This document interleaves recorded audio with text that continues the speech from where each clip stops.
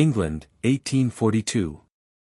The morning mist curled through London's narrow streets like ghostly fingers, muffling the sound of carriages beginning to rumble through the capital. On the fourth floor of a modest townhouse in Bloomsbury, Charlotte Ashworth awoke to the distant sound of street vendors hawking their wares. At 26, she had learned the art of invisibility. Her reflection in the stained mirror revealed a woman with delicate features, brown hair always tied back in a tight bun, and amber eyes that rarely met anyone else's. The daughter of a deceased reverend and a mother who had died in childbirth, Charlotte had grown up in the care of a distant aunt who saw her as little more than free labor. When she turned 18, her aunt sent her to work as a governess in the Worthington household, a prosperous merchant family who had risen through the textile trade. 8 years later, Charlotte remained there, raising children who came and went as they grew, always present but never truly noticed. Invisible. Miss Ashworth, Lady Margaret Worthington's shrill voice echoed through the hallway. Where did you leave the sheet music I requested yesterday? Henrietta's music teacher will be here in an hour. Charlotte hurried down the stairs, clutching her simple grey wool skirt. They're on the piano in the music room, madam. I've arranged them by composer, according to your preferences. Lady Worthington examined her critically, as she always did, looking for flaws where she rarely found them. Very well. Remember, we are hosting the Duke of Ashford for tea today. Keep out of sight of the children. We do not wish our distinguished guest to be disturbed by inappropriate presences. Certainly, my lady, Charlotte replied, keeping her eyes downcast as a familiar feeling of invisibility enveloped her like a heavy cloak. The Duke of Ashford. Alexander Thorne, the most feared man in the English aristocracy. His name had circulated through London salons for years, always whispered with a mixture of fascination and dread. They said his gaze could freeze the blood in one's veins, that he had ruined men with a single word, that he had destroyed reputations without remorse. Widowed at 33, he carried the weight of a scandal that society could not forget. His wife, Lady Victoria, had been found dead at the foot of the grand marble staircase on their country estate. The official verdict was an accident, but rumors whispered more sinister stories. From then on, the Duke had become a shadowy figure, feared by all who crossed his path. Charlotte spent the morning in the classroom with 12-year-old Henrietta and 7-year-old Thomas.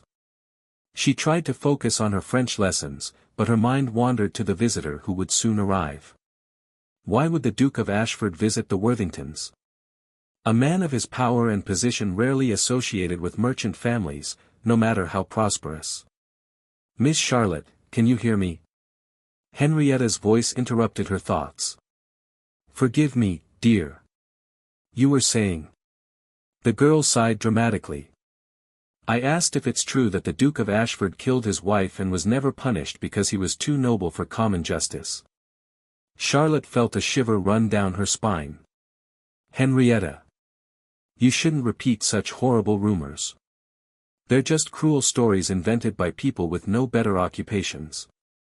But Mom said that. What your mother discusses in her drawing rooms is not fit for young ears, Charlotte interrupted firmly, though she herself had heard the same rumors whispered in the kitchen by the servants. At noon, Charlotte led the children to the dining hall, where they would have lunch before retiring to the playroom while the adults received the dreaded visitor. She herself would eat in the kitchen, as she always did, sharing the table with the senior servants. I hear the Duke of Ashford has eyes that can see through lies, the young maid, Annie, commented as she served the soup. My cousin works for the Countess of Wilmington, who swears she's seen him make a man confess to gambling with just a look. Superstitious nonsense, retorted Mr. Hampton, the butler. Though I must admit, His Grace has a formidable reputation. They say he has no tolerance for falsehood or incompetence. Charlotte listened silently, as was her custom. Governesses occupied a peculiar position in aristocratic households, too educated to be considered simple servants, but not high enough to be treated as equals by their employers. They existed in a social limbo, invisible to both worlds. The afternoon passed slowly in the playroom. Charlotte read to the children as the rain began to patter against the windows, a typical London March afternoon. The sound of a carriage approaching made her heart race involuntarily. It had arrived. "I need to get a book from the library," Charlotte announced, standing up. It wasn't entirely a lie, though the real reason was the need to move, to dispel the strange anxiety that had gripped her. The Worthington Library was on the ground floor, a modest but welcoming room. Charlotte moved silently through the halls, practiced in the art of being neither seen nor heard. Her gift of invisibility, cultivated over years of survival. When he opened the library door, he froze.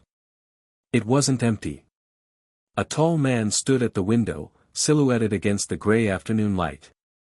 Even with his back turned, his presence completely dominated the space, broad shoulders beneath a perfectly tailored black coat, hair as dark as midnight, and a posture that radiated absolute power and contained danger.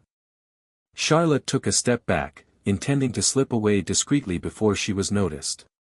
But then he spoke, without turning around. "No need to run."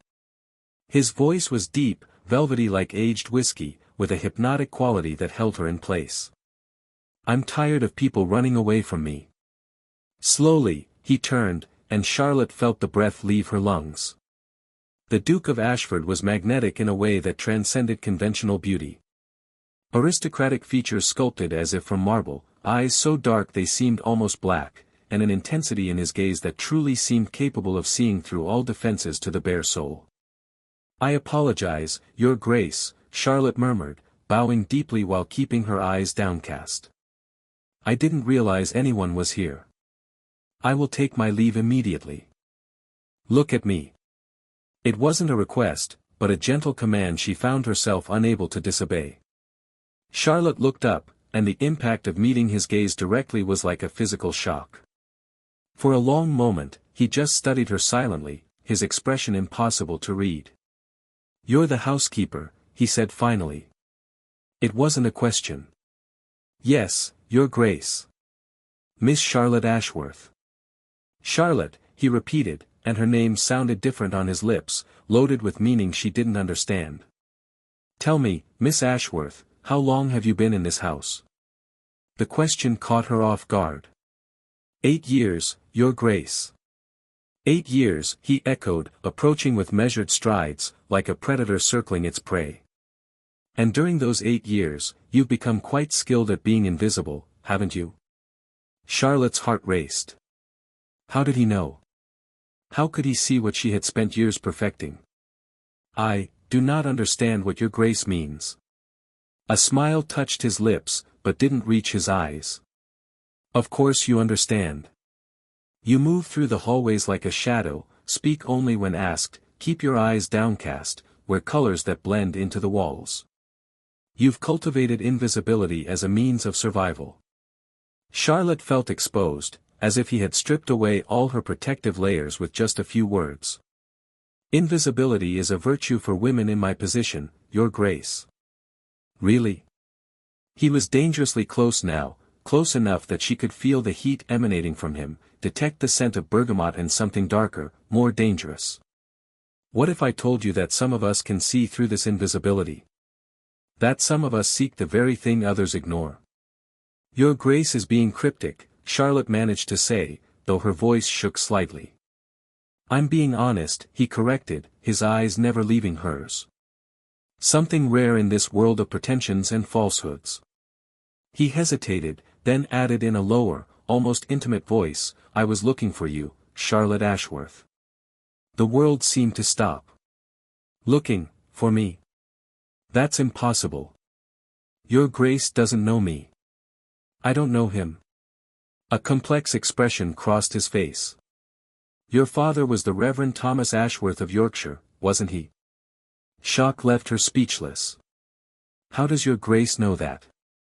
"Because your father saved my life when I was 16, Alexander replied, his voice thick with restrained emotion. "I was riding recklessly, fell, and broke my leg. Your father found me, cared for me, and refused to treat me differently because I was a duke. He taught me that title does not define character." Tears stung Charlotte's eyes. "My father died when I was 10. "I know. And when I learned he had a daughter who had been sent to work as a governess, I swore I would find her one day. To make sure the daughter of the man who saved me wasn't suffering. His eyes softened. It took me years to track her down, Charlotte. You're remarkably good at being invisible. Charlotte struggled to process his words. Your Grace sought me out of gratitude to my father. Initially, yes. He took a step closer, his voice dropping to a whisper that set her every nerve ending tingling. But now that I've finally found you, I find my reasons have become much more complicated. Before she could respond, the door burst open and Lady Worthington entered, her face paling as she found the dreaded Duke so dangerously close to the housekeeper. Your Grace. Forgive me, I didn't know you had retired here. His eyes fixed on Charlotte with barely concealed fury. Miss Ashworth, what are you doing here? You should be with the children. Miss Ashworth was doing her duty, Alexander interrupted, his voice taking on an icy edge that made Lady Worthington take a step back.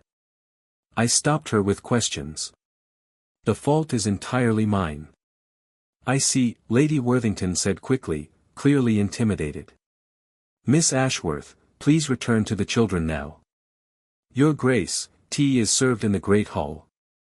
Charlotte curtsied and headed for the door, but as she passed Alexander, he murmured words so low only she could hear, This is far from over, Charlotte. I have found you, and I do not intend to lose you again. In the days that followed, Charlotte existed in a state of constant turmoil. The Duke's words echoed incessantly in her mind, I was looking for you. How was it possible that the most powerful and feared man in England had sought her out? And why had that brief encounter affected her so deeply? She tried to focus on her responsibilities, but found herself distracted during lessons, her mind wandering to dark blue eyes and a voice that promised, what exactly? Danger? Salvation? Maybe both. Miss Charlotte, you're very distant today, Henrietta commented during a particularly disastrous arithmetic lesson. Are you thinking about the Duke? Charlotte felt a blush flood her cheeks. Don't be silly, Henrietta. Why would I think of him? Because everyone's talking about how he looked at you in the library, the girl replied with the brutal honesty of youth. The servants say they've never seen the Duke look at anyone like that. As if you were the only person in the room. Servants should occupy their time with more productive tasks than gossip, Charlotte retorted, but her heart was racing uncomfortably. A week after their meeting, Charlotte was summoned to Lady Worthington's office.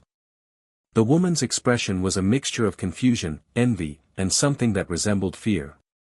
Miss Ashworth, we have received an extraordinary communication from the Duke of Ashford. She pushed a sealed letter across the table. Apparently, His Grace wishes to offer you a position. Charlotte's hands trembled as she picked up the letter. The handwriting was strong, decisive, each letter perfectly formed. Miss Ashworth. My 11-year-old niece, Lady Eleanor, has come under my care following my brother's recent death. She requires a governess with superior education and exceptional character. After our conversation, I consider her perfectly suited for this position. The salary will be £100 a year, with full accommodations at Ravenswood Hall, my estate in Devonshire. I expect your reply within 3 days. Sincerely, Ashford. £100. It was more than triple what she currently earned. But the money wasn't what made her heart race. It was the prospect of seeing him again, of finding out what he truly wanted from her. It is an extraordinarily generous offer, Lady Worthington said, though the words sounded forced. Though I must warn you, Miss Ashworth, about His Grace's reputation. A man who possibly murdered his own wife. They're just rumors, Charlotte heard herself defend, surprising herself. Never proven. Smoke usually indicates fire. Lady Worthington's eyes narrowed. If you accept, you'll be entering a potentially dangerous situation. Ravenswood Hall is isolated, far from any civilized aid. You'd be completely at his mercy. The words should have scared her. They should have made her refuse immediately. But instead, Charlotte felt a strange, wild emotion rise in her chest. Excitement. Anticipation. Something dangerously close to desire. I accept the position, she said, her voice firmer than she expected. Ravenswood Hall proved to be as dramatic as its name suggested. The estate rose atop a windswept Devonshire hill, a Gothic structure of dark stone that seemed to grow from the rocks themselves. Pointed turrets pierced the grey sky, and ravens circled the rooftops like dark omens. As the carriage wound its way up the winding drive, Charlotte felt a mixture of dread and fascination. This place felt like something out of a Gothic novel, the kind of estate where secrets clung to the shadows and the past never truly died. An austere butler, Mr. Blackwood, greeted her at the entrance. "Miss Ashworth, we have been expecting your arrival. His Grace is riding, but Miss Reynolds, our housekeeper, will show you to your rooms." Miss Reynolds was a middle-aged woman with kind eyes that contrasted with the severity of Ravenswood. "Welcome, my dear. I must warn you that this is not a cheerful house. Many tragedies have occurred here. But perhaps your presence will bring some light." Her room was in the east wing, a surprisingly pleasant space overlooking the walled gardens and the marshes beyond. As she unpacked, Charlotte couldn't help but wonder where in this labyrinthine house Alexander Thorne spent his lonely nights. Lady Eleanor turned out to be a serious and reserved child, with light brown hair and grey eyes that watched Charlotte with intelligent caution. Orphaned for only 3 months, she bore her grief with a dignity that broke the heart. "My uncle says you're different from other governesses," Eleanor commented during their first meeting. "He says you understand what it means to be invisible." The insight of the observation surprised Charlotte. "Your uncle said that?" "He talks about you often," the girl admitted. "Ever since he heard you agreed to come. He seems different when he talks about you. Less somber." Before Charlotte could respond, a deep voice echoed from the doorway. "Eleanor, you shouldn't reveal all my secrets on your first day." Charlotte turned, her heart pounding. Alexander Thorne was leaning against the doorframe, still in his riding gear, his hair tousled by the wind. He seemed more approachable this way, more human, though no less dangerous. "Your Grace," Charlotte curtsied, very aware of how disheveled she looked after the journey. "Charlotte." Her name sounded different on his lips again. He dismissed his niece with a gentle gesture. "Eleanor, give us a moment, please." When they were alone, the air in the room seemed to charge with electricity. Alexander approached slowly, his eyes never leaving hers. "You came," he said softly. "Your Grace has offered me a position. It would be unwise to refuse." Was it just the position that brought her? He was dangerously close now. Or was there another reason? Charlotte forced herself to meet his gaze. "Why did you really bring me here, Your Grace? And please don't tell me it's just out of gratitude to my father." Something flashed in his eyes, a vulnerability she hadn't expected. "Very well. The truth, then." He took a deep breath. "I spent 3 years buried in guilt and isolation after Victoria's death. I convinced myself I was destined for loneliness, that anyone who came close would be destroyed by my curse. But then I saw you," he continued, his voice growing more intense. "Trying so desperately to be invisible, carrying your own pain with quiet dignity. And for the first time in years, I felt something other than numbness. Curiosity. Interest. Connection. Your Grace." "Alexander," he interrupted. "When we're alone, please call me Alexander." "Alexander," she tested the name, and saw his eyes darken at the sound. "This is dangerous. Society already suspects your motives for bringing me here." "Let them be suspicious," he replied, his hand reaching out as if to touch her face, but stopping inches away. "I spent too much time caring about what society thinks. Now I've discovered something more important. Someone more important." "You barely know me," Charlotte whispered, though every fiber of her being yearned to close that small distance between them. "Don't I?" His eyes raked her like a caress. "I know you are strong where others are weak. I know you've retained your humanity despite years of inhumane treatment. I know there's fire behind that facade of invisibility. His voice dropped to a harsh whisper. And I want to watch you burn, Charlotte. I want to see you shine so brightly that no one can ever ignore you again. Before she could respond, footsteps sounded in the hallway, and Alexander stepped back sharply, his mask of formality slipping back into place. But his eyes still held promises that made Charlotte's blood boil. The following weeks established a dangerous pattern. During the day, Charlotte maintained her role as Eleanor's governess, teaching the girl with genuine dedication. But she constantly felt Alexander's eyes on her, following her movements around the house. He found excuses to be wherever she was, in the library when she was checking out books, in the gardens during her afternoon walks, in the music room when she practiced the piano after Eleanor went to sleep. Each encounter carried a growing tension, a magnetic pull that became harder to resist. People are beginning to notice, Charlotte warned him one evening when they met in the library under the pretense of discussing Eleanor's progress. The servants are whispering. Let them whisper, Alexander replied, approaching her where she stood by the bookshelves. I'm tired of living in the shadows of rumor and fear. But what about your reputation? What about mine? Your reputation will be safe, he promised. Because I intend to do everything properly. He took a deep breath. Charlotte, I know this seems hasty. I've only known you for a few weeks. But these have been the most exciting weeks I've experienced in years. His heart was racing. What are you saying? I'm saying I want to court you. Properly. Publicly, if you'll allow it. He finally touched her face, his fingers tracing her jaw reverently. I know about the rumors surrounding me. I know many believe I murdered Victoria. But you deserve to know the truth. Then tell me, Charlotte asked, covering his hand with hers.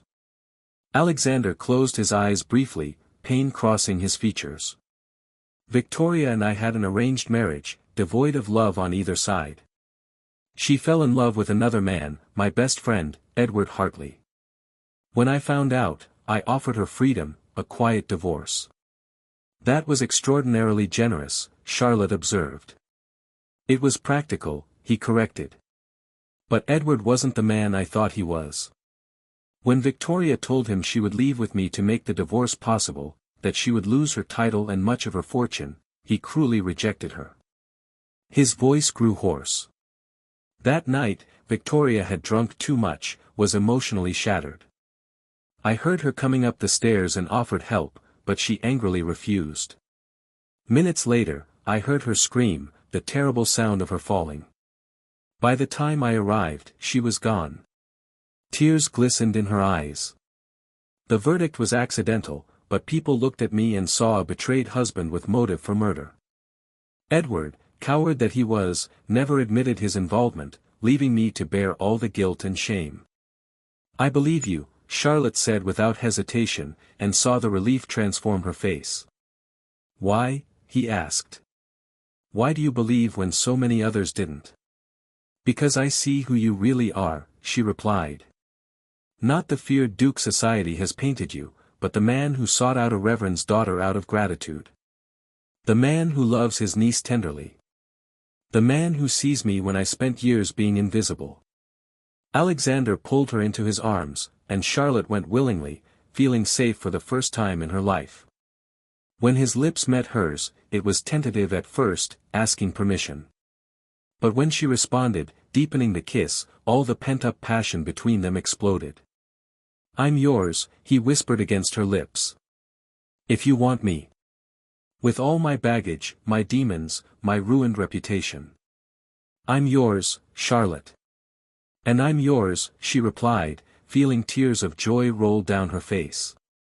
Completely. But his newfound happiness would soon face its first true test. A week later, Edward Hartley arrived in Ravenswood, invited to a business meeting that Alexander couldn't refuse without arousing suspicion. Charlotte first saw him at dinner, a conventionally handsome man with blonde hair and charming blue eyes that seemed utterly empty when studied closely. He treated Alexander with false cordiality, seemingly unaware of the damage he had done. "So this is the new governess I heard about," Edward said, his eyes roving over Charlotte in a way that made her feel dirty. "Much more attractive than one would expect for such a position." "Miss Ashworth possesses exceptional qualifications," Alexander replied coolly, his hand gripping the fork hard enough to whiten his knuckles. For the next few days, Charlotte felt Edward watching her, his gaze filled with malicious speculation. He clearly suspected the nature of her relationship with Alexander and seemed determined to cause trouble. "You must be careful," Miss Reynolds warned Charlotte. "Mr. Hartley is a dangerous man. He ruined Victoria and now seems determined to destroy what remains of His Grace's happiness." The warning proved prophetic. On the third night of Edward's visit, Charlotte was summoned to the library by what she believed to be a message from Alexander. But when she arrived, she found Edward alone, a predatory smile on his lips. "Miss Ashworth, how punctual," he said, blocking the door behind her. "We need to discuss your delicate situation." "I have nothing to discuss with you," Charlotte replied, keeping her voice steady despite her growing fear.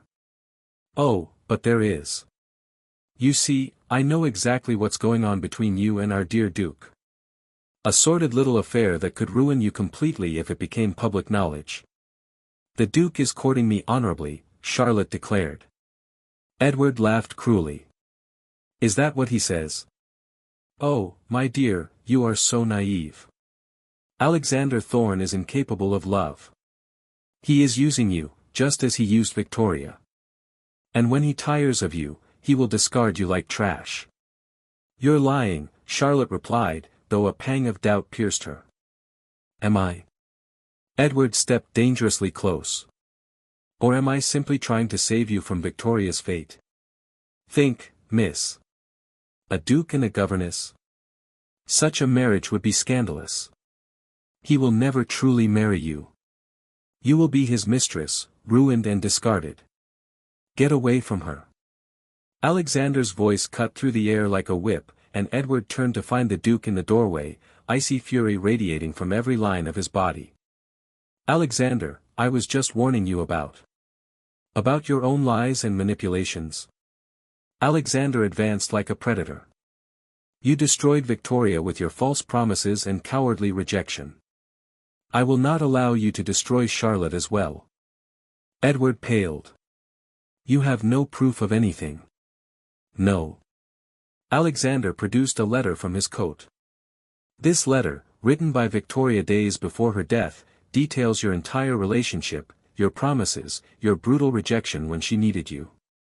I've kept it all these years, waiting for the right moment." The color drained completely from Edward's face. "You wouldn't dare make it public. The scandal.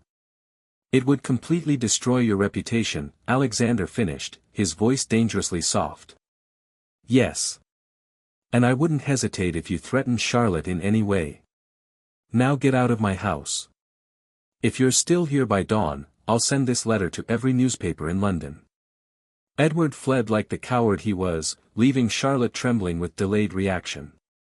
Alexander was at her side in an instant, pulling her into his arms. "Are you okay? Did he hurt you?" "No," Charlotte whispered against his chest. "But he planted doubts. Alexander, is he right? Is our relationship impossible? Do you really intend to marry me, or am I just?" Alexander cupped her face in his hands, forcing her to meet his eyes. "Charlotte Ashworth, listen to me very carefully. You are not a distraction, not a convenient lover, not a way to pass the time. You are the woman who brought me back to life. The woman I want by my side for the rest of my days." He knelt before her, and Charlotte's heart stopped. "I know it's quick. I know society will talk. But I also know, with absolute certainty, that I will never love another as I love you. Charlotte, will you do me the extraordinary honor of becoming my wife?" Tears were streaming freely down her face now. "But the scandal. Let them talk," he said fiercely. "Let them whisper and speculate. I've faced worse. And this time, I'll have you by my side. Together, we can weather any storm." "Yes," Charlotte whispered, then louder, yes, Alexander. Yes. The kiss they shared sealed a promise they both intended to keep forever. The announcement of their engagement caused exactly the sensation they had hoped for. London newspapers were filled with speculation about the cursed Duke and his mysterious governess. Some applauded the unlikely romance, others condemned it as further proof of Alexander's scandalous nature. But Charlotte found she didn't care. For the first time in her life, she wasn't invisible. She was being seen, loved, celebrated by the man she'd chosen to share her life with. "Do you regret it?" Alexander asked one night as they walked through the Ravenswood gardens. All the stares, the comments, the scrutiny. Charlotte squeezed his hand. "I spent 26 years being invisible, Alexander. Thinking it was my only way to survive. But you taught me there's something better than survival. There's living. There's being seen. There's love." He pulled her into his arms, kissing her deeply. "You saved me as much as I saved you, you know. When I found you in that library, trying so desperately to disappear, I saw a reflection of myself. Both of us hidden, both afraid of being truly seen. And now?" she asked, tracing the lines of his face. "Now we shine together," he replied. "And let the whole world watch." The wedding took place 2 months later at Ravenswood Chapel, an intimate ceremony attended only by the closest of family. Eleanor was the maid of honor, beaming at the sight of her uncle finally happy. Miss Reynolds wept profusely, while even the austere Mr. Blackwood was seen discreetly wiping his eyes. Charlotte wore a simple yet elegant champagne-colored silk dress, her hair loose for the first time in years, cascading over her shoulders in chestnut waves. When Alexander saw her walking toward him, the naked adoration on his face made all the years of invisibility worthwhile. "You're stunning," he whispered as she reached his side. "I'm seen," she corrected softly. "By you. And that makes me feel beautiful." The vows they exchanged were traditional, but charged with added meaning for two hearts that had found each other against all odds. When the vicar pronounced them husband and wife, Alexander's kiss was tender yet passionate, a promise of all the nights to come. The reception was joyous, filled with music and laughter. Charlotte danced first with her husband, then with the many guests who had traveled to witness their unlikely union. Even some members of the more progressive aristocracy were in attendance, curious about the woman who had captured the heart of England's most feared duke. Lady Ashford, the Countess of Wilmington, addressed Charlotte during a quiet moment. "I must congratulate you. You have achieved something many thought impossible, restoring humanity to our dear Duke." Charlotte smiled. "He never lost you, my lady. He simply needed someone who would look beyond the rumors to see the real man." Wise beyond her years, the Countess observed approvingly. "Society may have resisted her initially, but her grace and dignity will win over even the harshest critics."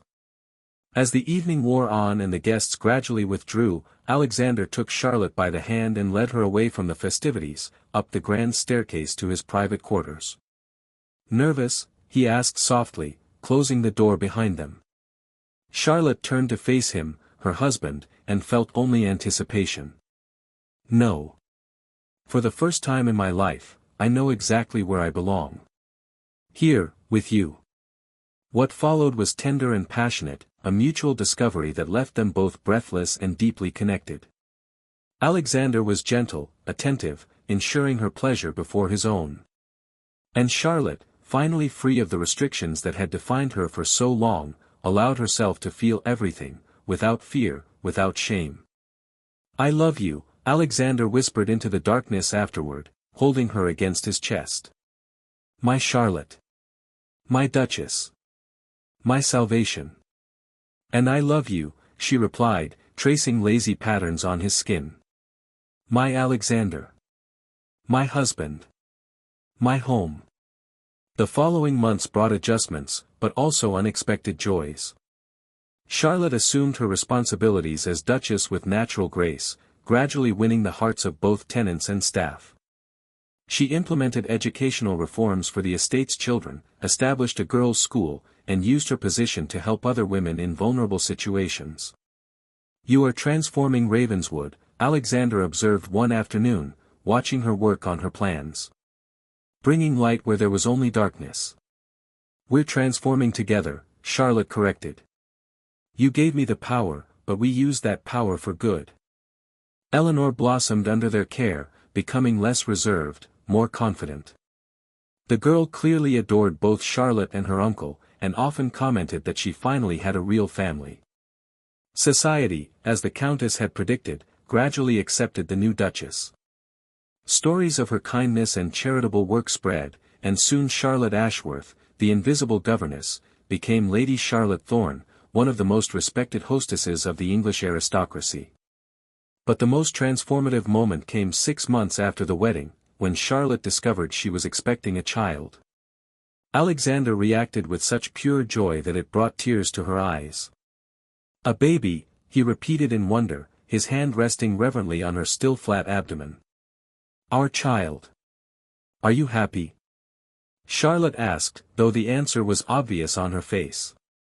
"Happy doesn't begin to describe it," he replied, kissing her deeply. "Terrified, yes. But also happier than I ever imagined possible."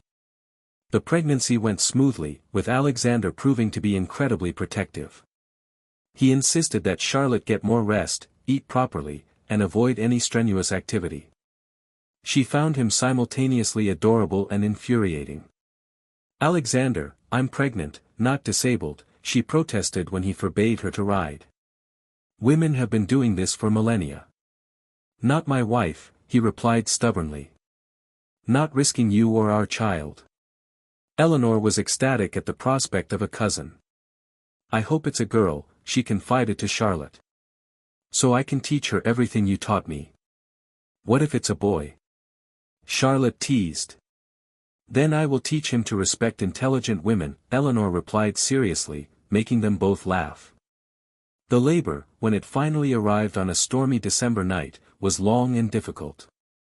Alexander remained by Charlotte's side throughout the process, oblivious to the scandal of a husband present during the birth.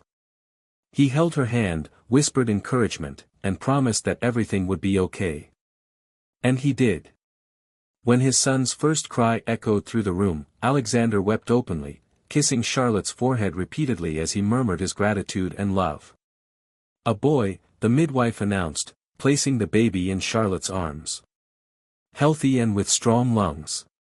Charlotte looked at her son's small face, his eyes already showing traces of his father's dark blue, and felt her heart expand in a way she never thought possible.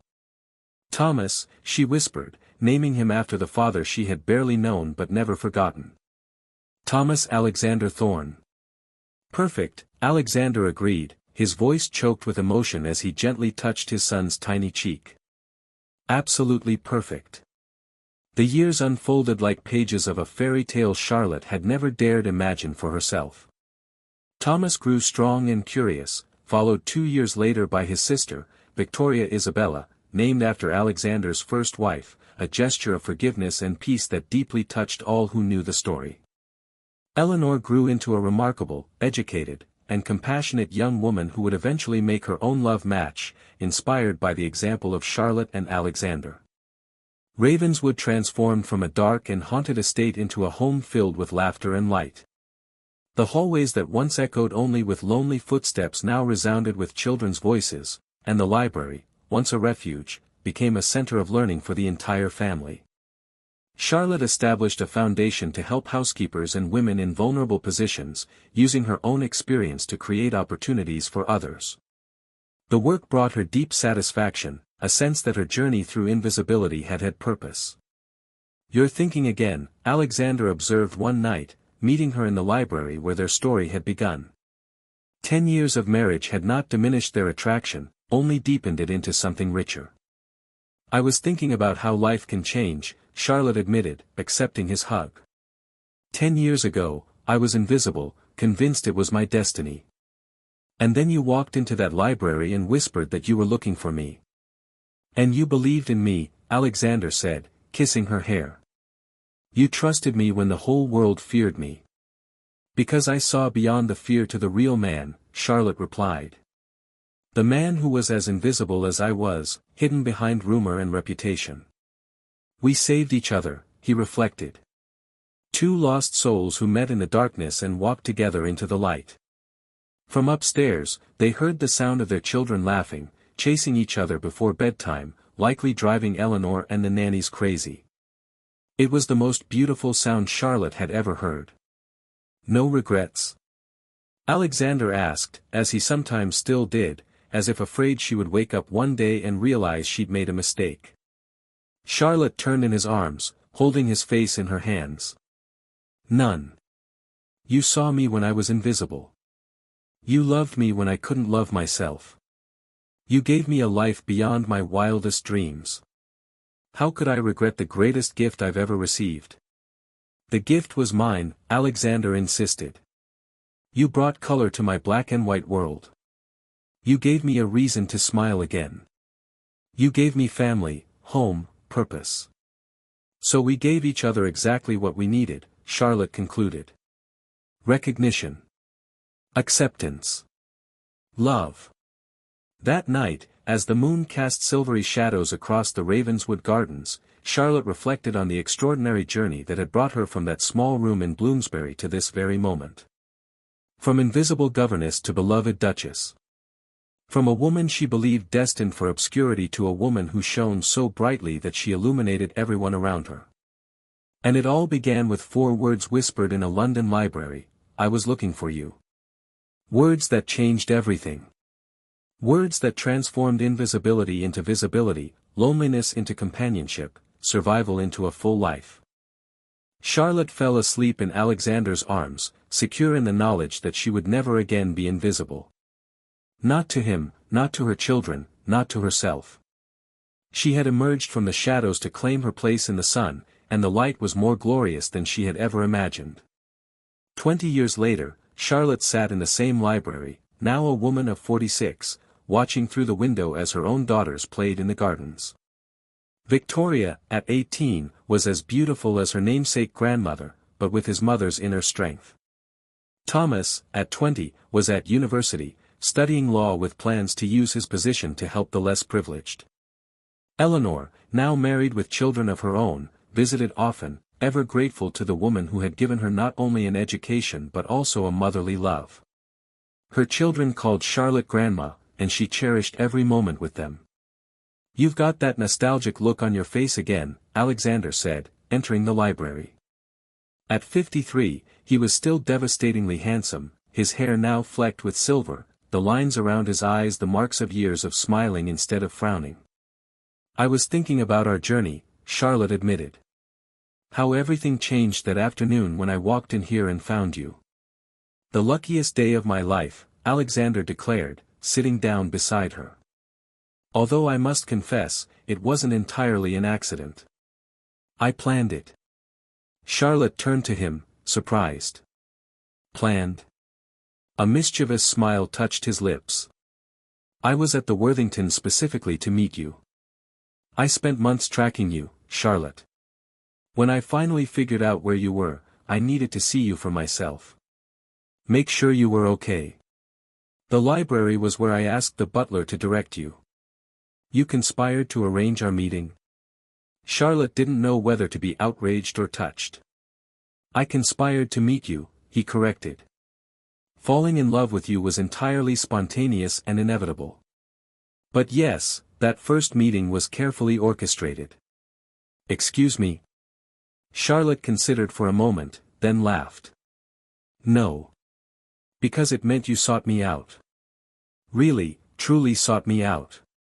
Just like you said. Always, Alexander promised, kissing her softly. In every life, in every circumstance, I would seek you out. Because you are my soulmate, Charlotte. The other half that completes me. As the sun began to set over Ravenswood, casting everything in golden hues, Charlotte leaned against her husband, feeling deeply grateful. For their journey, for their struggles, even for the years of invisibility, because they had all led to this moment, this life, this love. She thought of the young governess she had been, trying so desperately to remain unnoticed, believing invisibility to be her only protection. And then she thought of the woman she had become, a duchess who used her visibility to help others, a deeply loved wife, a devoted mother, a woman who finally saw herself clearly. The transformation had been extraordinary, but the most important lesson she had learned early, it wasn't Alexander who had made her visible. He had simply helped her see what had always been there, her own worth, her own light, her own power. She had been invisible because she chose to be, as a survival mechanism. But when she found someone who truly saw her, someone who loved her not despite her scars but including them, she found the courage to allow herself to be seen. To shine unapologetically. "I love you," Charlotte whispered. "And I love you," Alexander replied. "My invisible wife who has become impossible to ignore." Charlotte smiled. Because it was no longer about being seen by others, although that was gratifying. It was about seeing herself, recognizing her own worth, owning her own story. From shadows to light. From invisible to unforgettable. From sought after to found. This was her story, and she wouldn't trade a single moment of it. The years continued their gentle course, each season bringing its own joys and challenges. Charlotte watched with pride as Thomas graduated from university with honors, his commencement speech on social justice bringing tears to her eyes. He had chosen not only the path of law but specifically to work for reforms that would protect vulnerable women and children. "It's for you, Mom," he'd told her the night before graduation. "For everything you taught me about using privilege to help the voiceless. You turned your own experience of invisibility into a beacon for others. I want to do the same." Victoria, for her part, surprised everyone by announcing that she had no interest in simply making a lucrative marriage and hosting parties. She wanted to study medicine, becoming one of England's first female doctors, an audacious dream for a young woman of her standing. "People will say it's improper," Victoria admitted to her parents one evening, her expression a mixture of determination and apprehension. "That a duchess in training shouldn't dirty her hands with medical work." "And what do you say to that?" Alexander asked, though his smile suggested he already knew the answer. "I say property never cured anyone," Victoria replied with fire in her eyes. "I say if my mother can transform herself from an invisible governess into one of the most influential women in England, I can certainly become a doctor." Charlotte felt her heart swell with pride. This was the true measure of her legacy, not titles or wealth, but children who understood the value of using their positions to make a real difference in the world. "Then you will have our full support," Charlotte declared firmly. "Your father and I didn't raise you to be social ornaments, but to be agents of change." The decision caused a predictable scandal in certain social circles. Lady Worthington, now widowed and diminished in circumstances, wrote a scathing letter criticizing Charlotte for allowing her daughter to forget her place. Charlotte responded with elegant brevity, noting that Victoria knew exactly her place, beside those who suffered, using her skills to heal. But along with the criticism came surprising support. Other progressive families began to question the limitations imposed on their own daughters. The Countess of Wilmington, now in her 70s, publicly stated that she wished she had had Charlotte's courage in her own youth. "You have started a quiet revolution," the Countess told Charlotte over tea. "Not with shouting or protesting, but simply by living authentically and raising your children to do the same. It is the most dangerous kind of revolution, the one that changes hearts and minds." Eleanor, visiting with her 3 children, laughed as she listened to the conversation. Aunt Charlotte was always a revolutionary, even when she thought she was invisible. "I remember how she taught me that education was power, that knowledge was freedom. Those lessons shaped my entire life. And now you're teaching your own children the same thing," Charlotte observed with satisfaction, watching the little ones absorbed in books in the library. "How could I do otherwise?" Eleanor replied. "You showed me that family isn't defined by blood alone, but by love and commitment.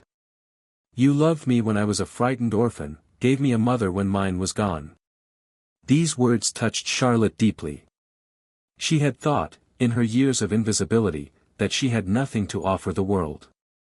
But in truth, her ability to love, to see value in others, to lift up those around her, these were gifts greater than any title or fortune.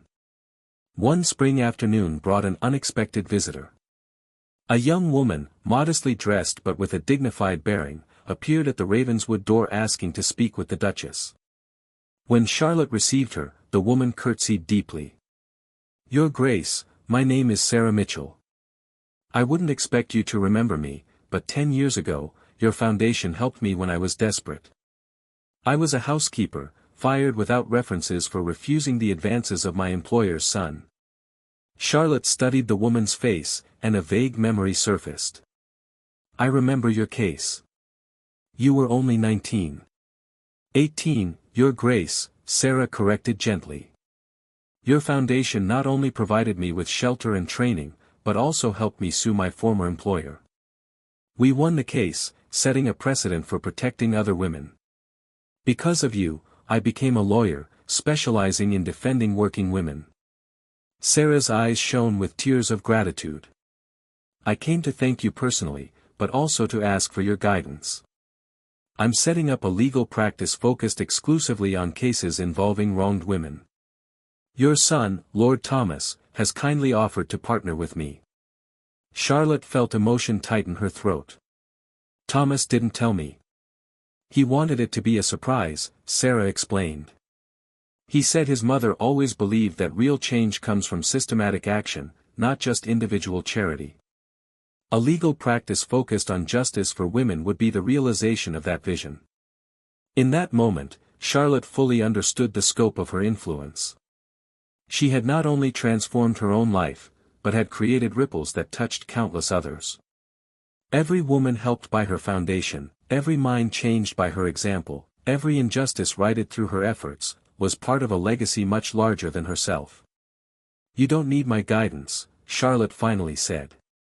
"You already have everything you need: courage, determination, and a commitment to justice. But you will have my support, financial and personal. And I am deeply proud that my son has chosen this path." When Sarah left, Charlotte remained in the living room, reflecting on the extraordinary web of connections and changes that had grown from her experiences. Alexander found her there, still lost in thought. "You have that look that means you're up to something," he observed with amusement. "I've known that look for 20 years. I was thinking," Charlotte began, "that perhaps it's time to tell our story fully. Not the intimate details, but the journey. From invisible governess to duchess, yes, but more importantly, from woman who was not clearly seen to woman who found her own voice and power." Alexander sat beside her, holding her hand. "Do you want to write your memoirs?" "Not exactly a memoir," Charlotte clarified. "More of a guide.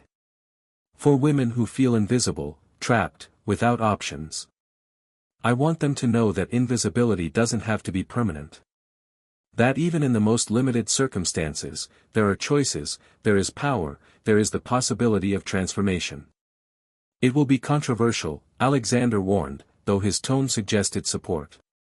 "Some people will not like a duchess writing so candidly about the realities faced by working women."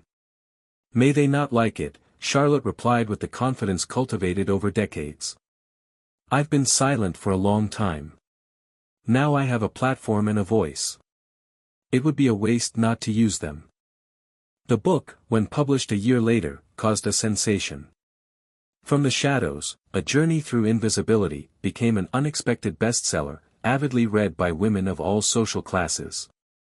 Charlotte had written with brutal honesty about her years as a governess, the daily humiliations, the emotional labor of remaining invisible, the constant fear of dismissal. But she also wrote about discovery, about the moment someone finally truly saw her. About learning to see herself through loving eyes. About the gradual process of reclaiming visibility, voice, and power. And crucially, about how to use that power once acquired. Reviews were mixed. Conservatives denounced her as radical and inappropriate. Progressives celebrated her as a visionary. But what mattered to Charlotte were the letters she received daily from ordinary women, women who saw themselves in her words, who found courage in her story. One letter in particular touched her deeply. It came from a 22-year-old governess who wrote, Your Grace, all my life I have believed that invisibility was my only option for safety. Your book has shown me that visibility, though frightening, is where real life happens. I have decided to go back to school, to become a teacher in a proper school where I will be valued. Thank you for helping me see that I deserve to be seen. This, Charlotte said to Alexander, showing him the letter, this is why I wrote. If just one woman finds the courage to change her life, it was worth every word. Alexander kissed her forehead tenderly. Hundreds will find that courage, perhaps thousands. Because you gave them something precious, a map through invisibility to the light. Alexander's 70th birthday was celebrated with a grand celebration at Ravenswood. The estate was filled with family, friends, and the many lives Charlotte and Alexander had touched over the years. Thomas, now a respected lawyer and social reformer, toasted his parents with moving eloquence. My mother taught me that invisibility is often imposed on the vulnerable as a form of control, he told the assembled congregation.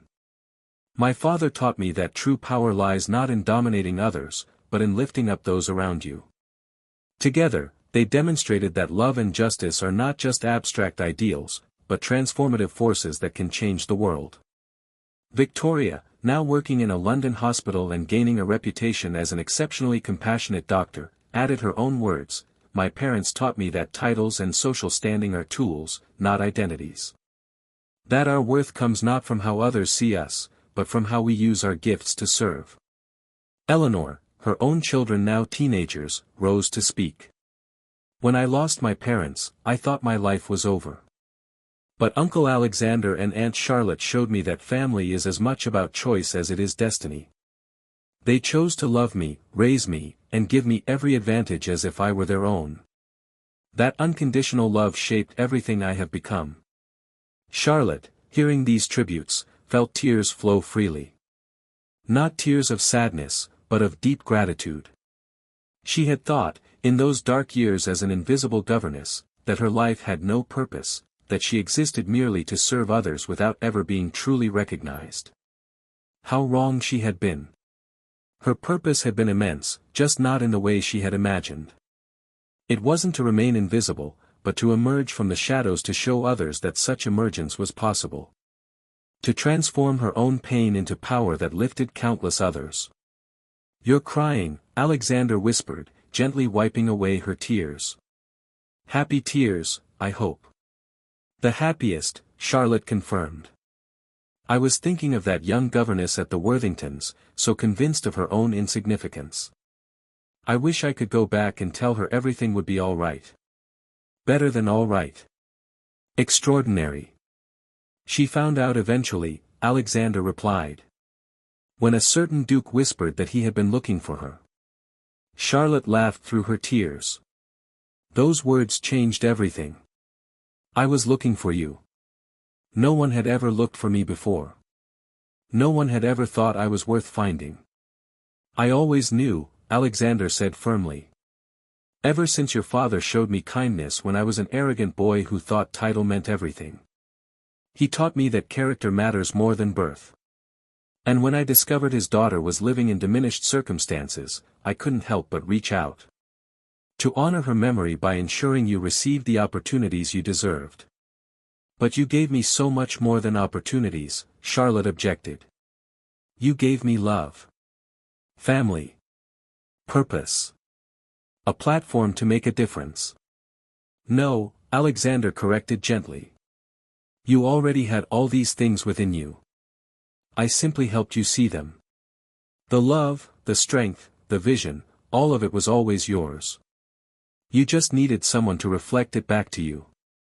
As the party continued around her, Charlotte looked out the window at the Ravenswood Gardens, bathed in the golden light of the setting sun. How many times had she been in this exact position, staring out the window, longing for a different life? But now, she longed for nothing. She had lived fully, loved deeply, mattered significantly. Her journey from invisible to unforgettable hadn't just been about social advancement or advantageous marriage. It had been about self-discovery, about reclaiming self-worth, about transforming survival into flourishing.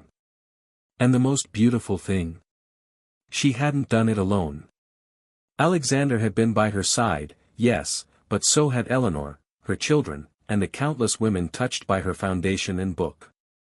Invisibility had isolated her, but visibility had connected her to a vast community of souls who also sought to be seen, loved, and valued. Do you know what I appreciate most about our history? Charlotte asked Alexander as night fell softly over Ravenswood. Tell me, he encouraged, pulling her closer. Which started with you searching for me, but ended with me finding myself. You were the catalyst, the beacon in the darkness. But the journey, the transformation, the growth, all of it was mine. You gave me space to blossom, you didn't force me into a particular shape. Alexander smiled. You've always been magnificent, Charlotte. You just needed time and safe space to recognize that. And then, surrounded by family and friends, illuminated by the warm light of candles and love, Charlotte and Alexander Thorne toasted to a life well lived, a journey well traveled, a love well nurtured. From invisible to unforgettable. From sought after to found. From shadows to glorious light. This was his story. And it was absolutely perfect. But life, Charlotte learned, never truly ends as long as there's still breath in her lungs. There are always more chapters, more lessons, more opportunities for growth and impact. And the universe seemed determined to remind her of this. 3 months after Alexander's birthday celebration, Charlotte received a letter that awakened long-dormant memories.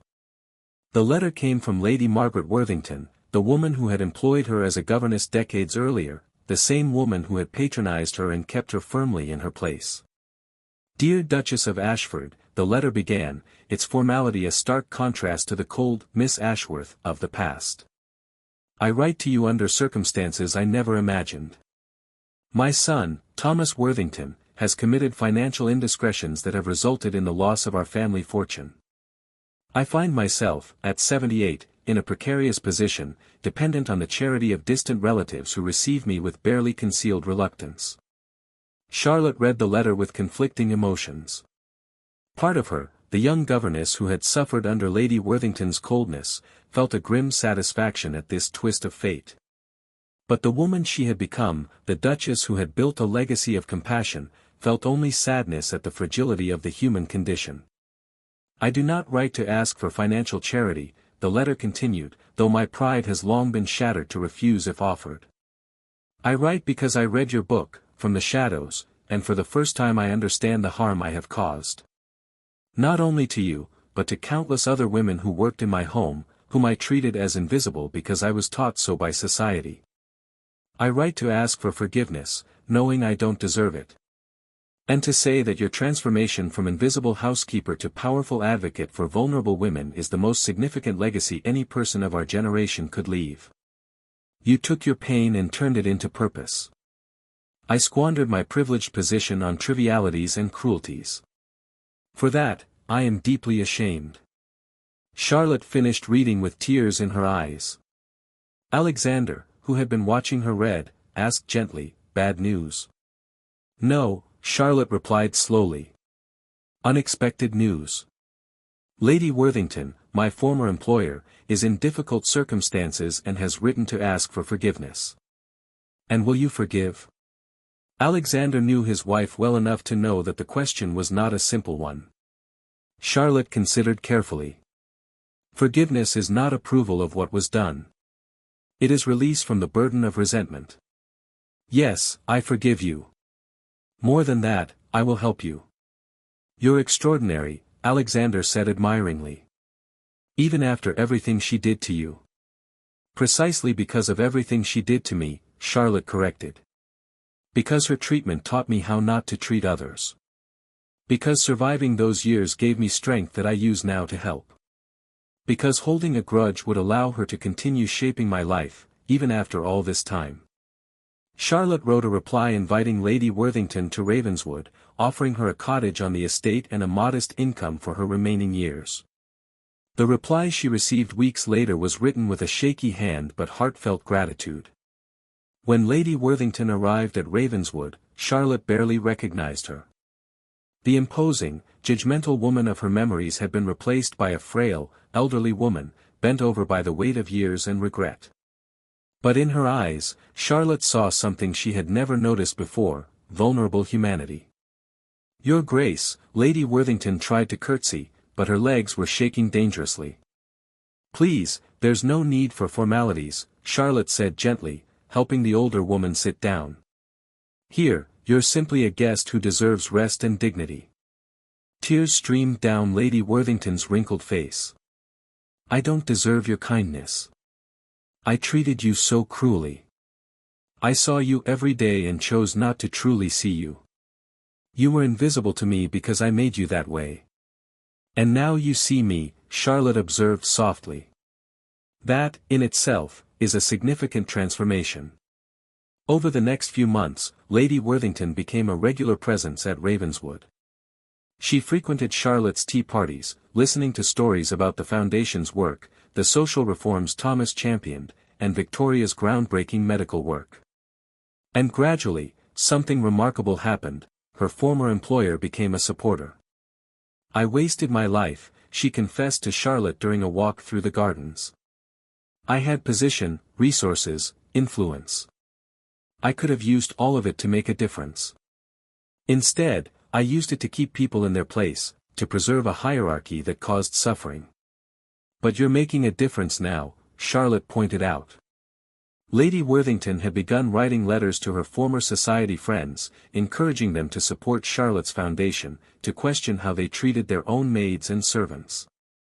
Some dismissed her words, but others listened. "It's so little," Lady Worthington sighed. "Compared to the years of damage." "It's everything," Charlotte countered firmly. "Because every changed mind, every opened heart, creates ripples. Your friends influence their daughters, who influence their daughters. True change is rarely instantaneous. It's cumulative." Lady Worthington's presence in Ravenswood also brought an unexpected lesson to Charlotte's grandchildren.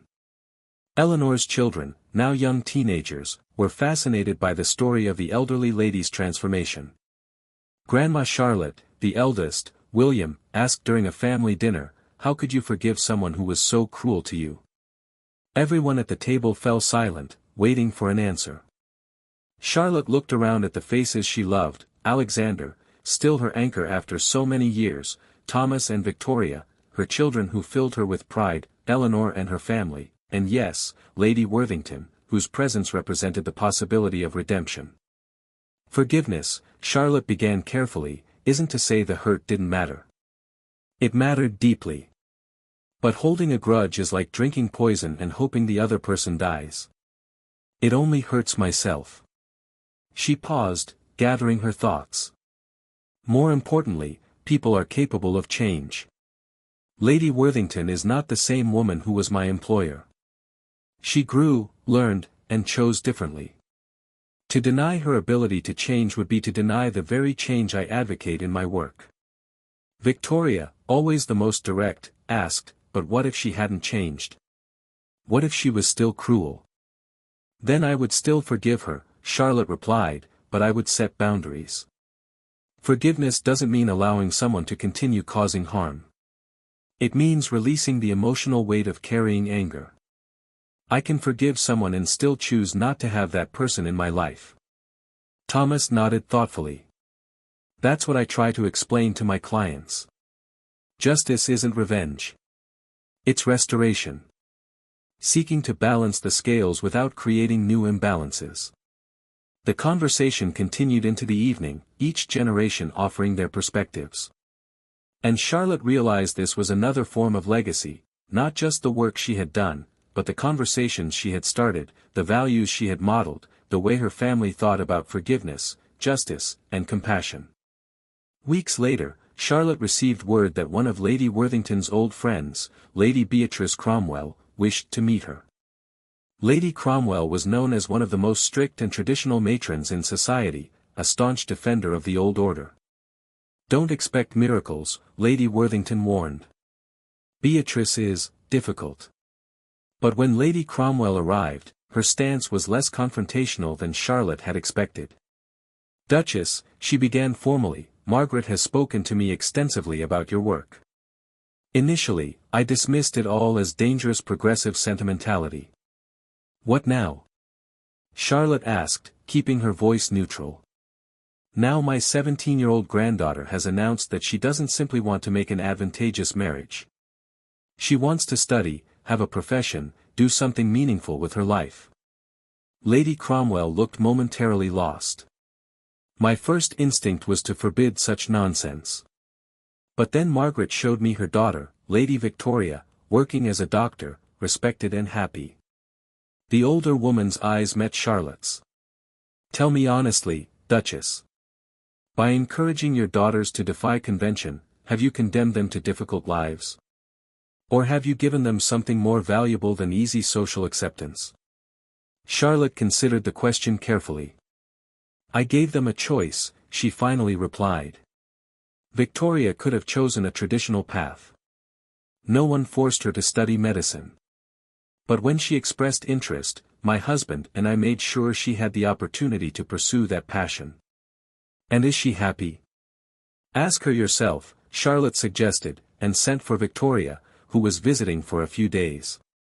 When Victoria entered, still wearing her practical work attire, Lady Cromwell studied her with barely concealed fascination. Lady Victoria, your mother says you are happy in your unconventional choice. Is that true? Victoria smiled. Completely and profoundly happy, Lady Cromwell. I wake every day knowing that my work matters, that I'm using my talents to help people. Yes, I face prejudice and criticism. But I also have purpose and fulfillment that no arranged marriage could give me. And marriage? Lady Cromwell pressed. Surely your profession limits your matrimonial prospects. It limits prospects with men who wouldn't value me as an equal, Victoria corrected. Which is exactly the kind of man I don't want anyway. When and if I marry, it will be someone who celebrates my ambition, not tolerates it. Lady Cromwell was silent for a long moment. Finally, she said, you have given me much to consider. Perhaps there is merit in allowing young women to choose their own paths, even when those paths diverge from tradition. After she left, Lady Worthington hugged Charlotte. You've just changed the mind of one of the most unyielding women in society. Beatrice has 7 granddaughters. Imagine the impact if she allows them all to choose their own futures. That's the real work, Charlotte reflected. Not grand dramatic gestures, but individual conversations, minds changing one at a time, values evolving across generations. Alexander found her later that night in the library, their shared sanctuary where it had all begun. I heard about your conversation with Lady Cromwell. You're unstoppable, you know that. Charlotte laughed. It's not me who's unstoppable. It's the idea. Once people start questioning arbitrary hierarchies, once they see possibilities beyond what they've been taught, change becomes inevitable. And all because a young governess refused to remain invisible, Alexander observed, pulling her into his arms. No, Charlotte corrected gently. Because a duke chose to see her when everyone else didn't. Because he whispered that he'd been looking for her, making her realize she was worth finding. They stood like that for a long moment, 2 hearts finding each other through the darkness and walking together into the light. Around them, Ravenswood breathed with the life they had created, children who changed the world, homes that offered refuge, conversations that transformed minds, love that constantly expanded to encompass more souls. Do you know what I wish for now? Charlotte asked softly. Tell me. I wish every woman who feels invisible knows that visibility is possible. May every person trapped by circumstances understand that change, though difficult, is achievable. May every wounded heart believe that healing and love await on the other side of courage. Alexander kissed her forehead. Your book has already reached thousands.